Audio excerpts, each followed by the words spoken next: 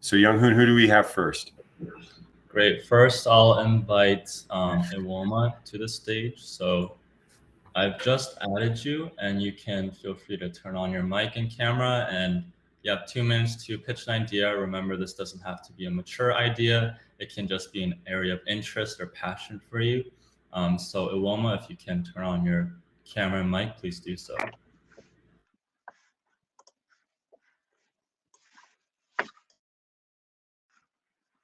Okay, can you guys hear me? Okay, I'm very new to this whole remote platform, so my virtual background is a complete mess.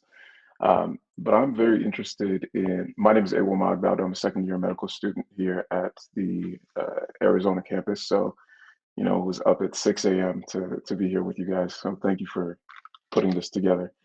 I don't have a mature idea, but I'm very interested in innovation related to health disparities. Um, that's kind of been what I've been working on. Like health disparities is the main reason that uh, started this journey to kind of like come into medical school. Did my undergrad at Columbia University, and while I was there, I put together a course on race and health that was entirely new, and now it's a part of a fulfills a requirement for a major there, and it's still being taught.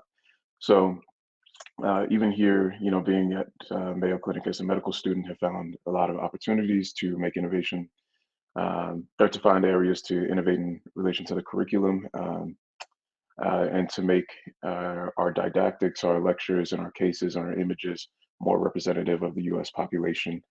Um, with like more representation of Black patients, Hispanic patients, LGBTQ patients, and different things like that. So although all of my interests really revolve around health disparities and really doing a lot for underserved communities, don't really have, like I said, don't really have anything formed in particular. But if anybody has any interest related to that, I don't know if that's really conducive to this hackathon platform, but I would love to work on something. So thank you for your time. Thank you. Sharing Iwoma. Good to see you, classmate. Oh, you got it? Yeah. Yeah. Next one. All right, let's do it. Next one, Archis, you have 2 minutes. Hi, can everyone hear me? Yes. Excellent. Hi, I'm Archis. I'm a medical student, third-year medical student, interested in surgery at the Mayo Clinic. I also have a background in data science and engineering during my undergrad. The idea I want to pitch to everyone is, as someone in surgery, is that I'm very interested in developing an AI chatbot for post-operative medication management, follow-up, and clinical triage in the post-operative period. One of the things that we worry most about in surgery is that once we've performed an excellent procedure, we don't want the patient to come back in that for another reoperation or another hospital admission, because that can increase the cost of care. It looks bad for the quality of our surgical practice. So a lot of effort has been done to optimize care management in that early post-operative period.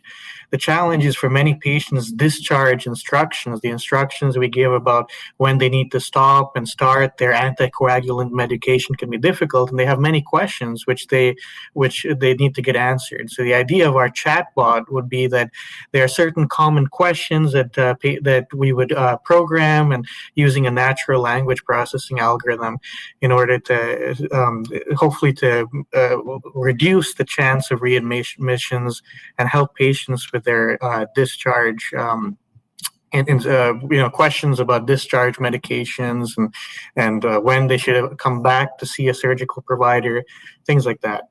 But that's the pitch, and ideally we would like this to integrate with existing Mayo Clinic resources like the patient portal.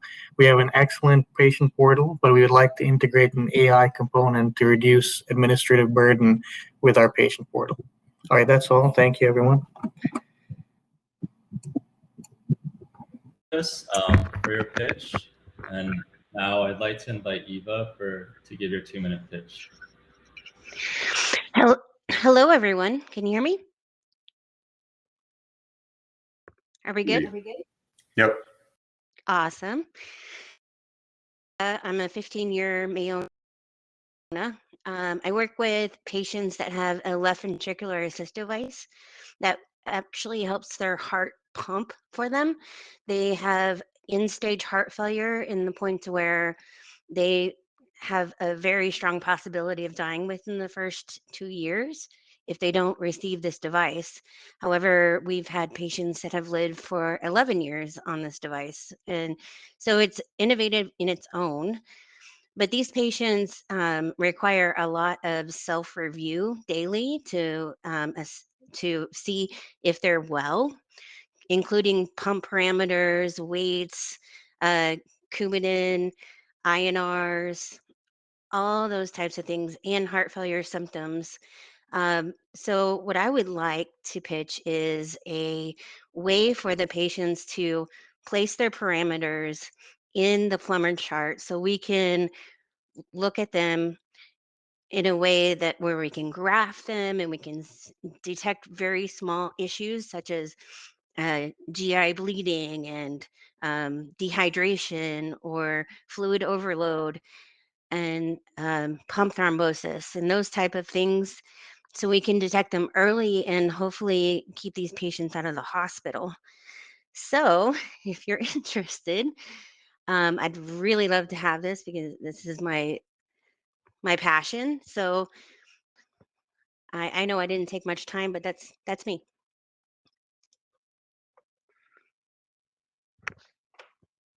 Eva. Great idea. Next up on Thank our you. list, I'd like to invite Chaitanya.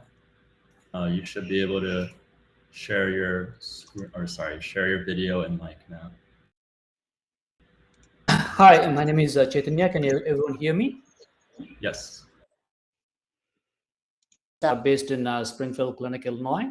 My pitch today is regarding a product for prediabetes. Just to give some background about prediabetes, it's a very common disease in the US and across the world. Around 80 million US population has prediabetes, but 90% of them are not even aware they have prediabetes. So patients have a situation of prediabetes for almost 6 to 10 years before the diabetes happens. So diagnosing the prediabetes early is really important. And once the diagnosis is made, there's a lot of data to show that diabetes prevention programs can be helpful in halting the progression into diabetes. So what my pitch today is promote a solution to identify prediabetes early by mass testing. And the second step to this is a personalized diabetes prevention program based upon continuous glucose monitoring data. Typically, CGMs are they have been very advanced technology which is being used currently in diabetes patients. What I propose is using the CGM to give to patients with prediabetes and then develop a personalized approach to the patient to see what types of food and what types of physical activity makes impact on the glycemic control. So by doing this, we can personalize lifestyle modifications based upon the patient, and this will help with compliance. It'll also give real-time feedback, and I think the chance of the person implementing lifestyle changes is really going to be high. So that's my idea for this. The technology is already there. Trying to sew all this into a one product and marketing it would be the main challenge. For presenting your idea. Next, I'd like to invite Alex to give his 2-minute pitch. Hi, can you hear me? Okay, so my name is Alex. I'm a second-year medical student at the Medical College of Georgia. I'm going to present my pitch. It's centered around using pupillary light reflex as a psychiatric point of care test. So briefly, psychiatric tests right now, to screen for suicide risk, you usually take a patient history, do PHQ-9 test or PHQ test, which is just a shorter version, or like a Columbia suicide severity risk score. But they don't actually give you any kind of objective data. So point of care test is what really is easy to make get objective data in the clinic setting. So you have a glucometer or like an oximeter or a urine dip test, and that's just a really easy way to screen really quickly. But there's nothing in place for suicide risk or a lot of the psychiatric risk. So I propose that we have a pupillometer device which can assess suicide by measuring the pupillary reflex in response to light. So there has been some research to show that the speed at which your pupils constrict can actually determine what risk you have for suicide. So there's a correlation with people with prior suicide attempts with the velocity of constriction.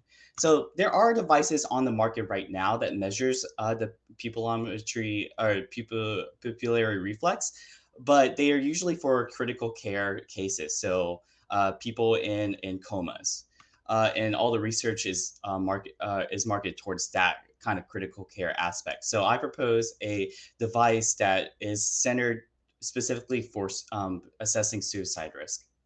Yeah. Thank you, Alex.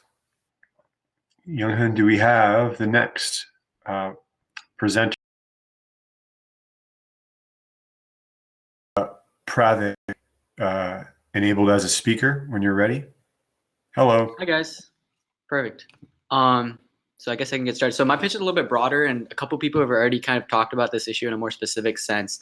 But basically, I've done currently an undergrad student, a senior at Georgia Institute of Technology, with a BME degree and a CS minor. So looking at the intersection between those two fields. So I've previously done a lot of work in wireless and digital health technology using various sensor suite devices. But the more I dove into this field, the more I realized that you can have all these devices, right? But if you're not able to really close that feedback loop, the patient outcomes doesn't truly improve, right? So kind of shifting that focus rather than from just the sensor suite to really what are we able to use with that data and how does it actually affect patient outcomes, right? So connecting that back to EMR, allowing the clinician to really utilize that data using various different tools effectively and integrating that smoothly, right? So it's a very broad idea, and I know a couple people have already talked about it, but I think that's very important. So that's what I'm hoping to work on during this hackathon in a way. And I know there's been a couple reports and analysis done nationwide on this problem in terms of specific gaps. So looking to maybe focus on a couple of those gaps in addressable ways and delivering tools that can then help clinicians kind of close that feedback loop and really implement those technologies, right? Because as we continue to innovate in the sensor suite space, it's critical that we're able to actually utilize that information and gained to something effective to improve patient outcomes.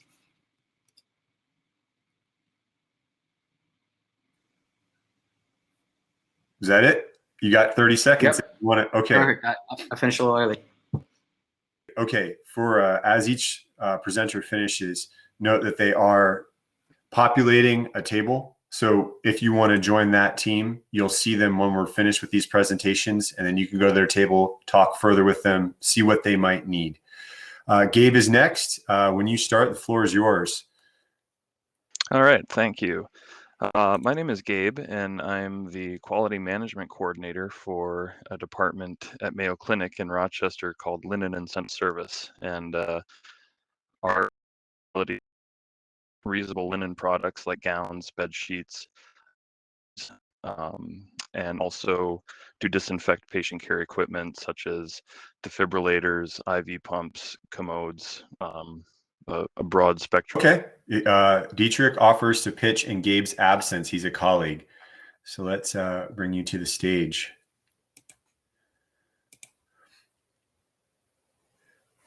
You now have permissions to come to the stage. Dietrich, can you share? Excellent. Yes, awesome. Everybody can hear me. Perfect. All right. Well, thanks for having me join here. So I'll go ahead and share in Gabe's absence. So brief introduction again. My name is Dietrich. I work in the Department of Linen and Central Services in Rochester here, and both Gabe and I work on the quality management team. And so our department is responsible for delivering clean, reusable textile items to different care areas. As well as disinfecting patient care items such as pumps, wheelchairs, commodes, all those sorts of items. So our pain point is is that the current system that we have in place to go ahead and solicit feedback from our internal customers, these different care areas, has so far been pretty limited, and we just haven't had much success with being able to solicit feedback through some more out of date options out there. So our interest is in developing a tool where we could employ the use of QR codes on either labels that are attached to our products or exchange cards which hold our clean linen that's delivered, that users in these care areas could go ahead and scan to indicate great, fair, or poor service, and go ahead and leave additional feedback if needed. And we think that that would kind of eliminate the barriers that are currently there, and being able to provide that feedback. And so we're interested in exploring any ideas out there that we could possibly look into to make that more user friendly. And that's kind of our pitch. Thank you. Thanks, Dietrich, and thanks for grabbing the ball there. Excellent quality improvement idea. When you're done, Dietrich, you can now exit the stage. You can stop sharing cam 1 and mic 1. Curtis, thanks for coming up. When you start, it begins the time. Thank you very much. Well, I want to address a problem, single ventricle defects. There are multiple types of heart defects that lead to single ventricle, but suffice to say, the problem is treatment for those are, one, heart transplant, which may or may not be a really good idea depending on the integrity of the vascular bed. There's many other issues, rejection, etc. So what's currently being used is basically rerouting the plumbing in a way that allows the blood to get oxygenated and circulated to the lungs in a couple of different series.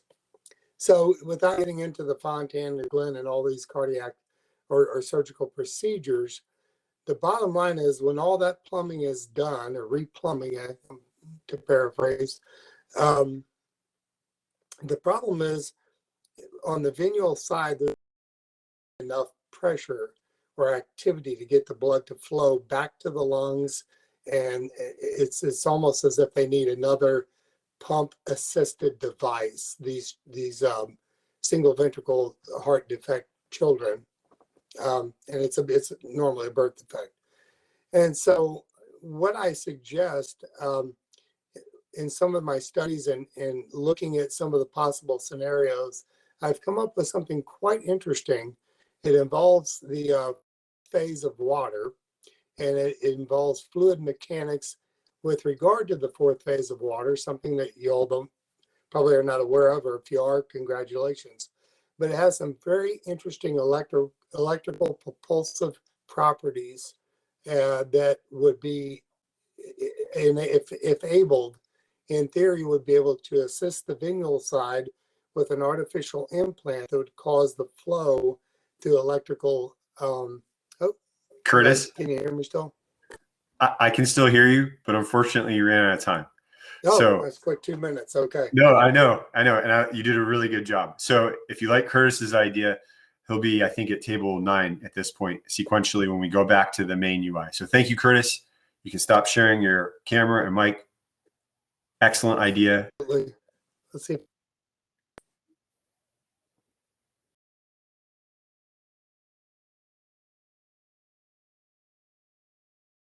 Can you hear me? Hello. Hello. Can you hear me? I can hear you. Yes, I can hear you. All right. Thank you, Morgan. Yeah, you have 2 minutes whenever you start, okay? Yes. Hi, everyone. I'm Neha Rao. I'm a final year medical student from Bangalore, India. And we, as part of the Mission Brain India chapter, are excited to have this pitch with you today.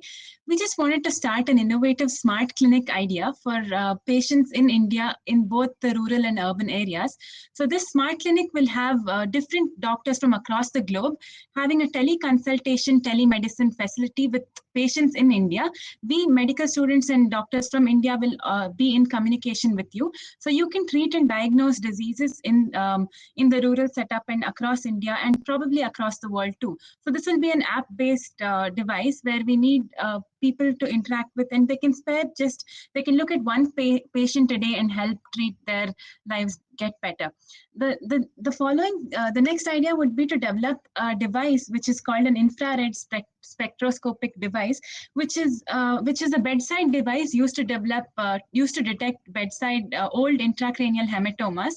So this can be used and for detection and therefore prevention of further complications and help patients get better. So the main idea would be to develop a smart clinic. And for this, we would need a technical team to develop an app, as well as we have already started developing an app. We would like to have inputs from other business teams and help us get this idea running. And we already hosted a pilot study, which was a medical camp at rural South India. And this ran very well. And we had about 100 patients treated for most common diseases such as chronic arthritis, diabetes, hypertension, all of that. But this would be an idea to help detect neurosurgical and in general other healthcare problems. So we would like to connect with you and do get in touch with us. Thank you so much. Wow. Okay. And that team will be at, so actual last call. Is there anyone else you'd like to pitch? All right. The bar is going to close here. Remember what I said, please register once you form your teams. You're free to mix around. Try to grab people from different backgrounds to form the best team possible. Actually, we have Louis. You'd like to pitch. All right. Caught it at the last second.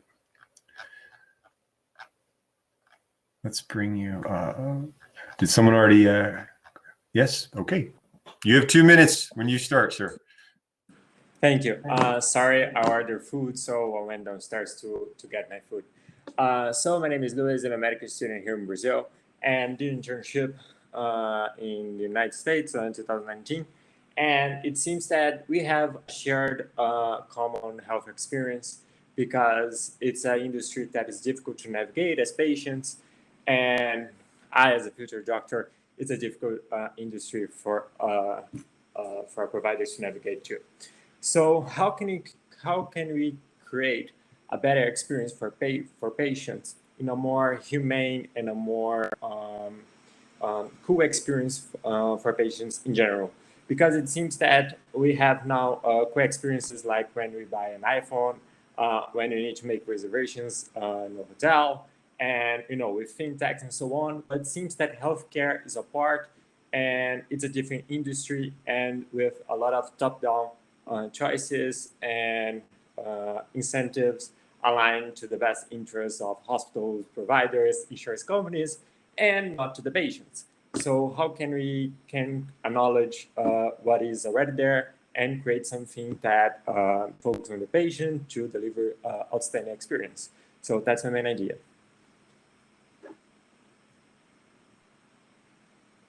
Do you still have almost 30 seconds? Are you satisfied? Yeah, that's basically. Sorry, I was downstairs, getting some